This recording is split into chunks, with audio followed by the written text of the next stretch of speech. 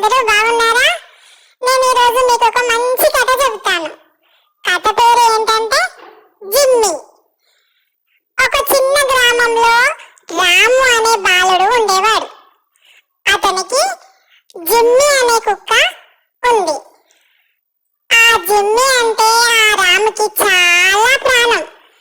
రాము ఎక్కడికి వెళ్ళినా జిమ్మి కూడా తోడుగా వెళ్తూ ఉండేది.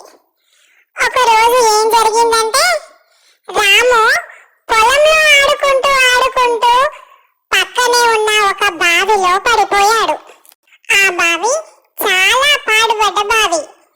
అయితే అందులో నీళ్లు మాత్రం లేవు. రాము బయటకి రావడం చాలా కష్టమైపోయింది. రాము ప్రమాదవశాత్తు ఆ బావిలో పడిపోవడం జిమ్మి చూసింది. వెంటనే మొరగడం ప్రారంభించింది. అటు పరిగెత్తింది, ఇటు పరిగెత్తింది. మనుషులు ఉన్న దగ్గరికి వెళ్ళి పరిగెత్తుకుంటూ మళ్ళీ ఆ బావి దగ్గరికి రావడం, ఇంకా ఆ బావి చుట్టూనే తిరుగుతూ మొరుగుతూ ఉండడంతో అక్కడ దగ్గరగా ఉన్న కొంతమందికి ఏదో ప్రమాదం జరిగింది అని అర్థమైపోయింది. వెంటనే వాళ్ళు ఆ బావి దగ్గరికి వచ్చి రాముని చూసి బయటకు తీశారు. అందరూ కూడా ఆశ్చర్యపోయారు. ఒక కుక్క తన యజమానిని ఇంత ప్రేమతో రక్షించడం చూసి జిమ్మిని అందరూ కూడా మెచ్చుకున్నారు.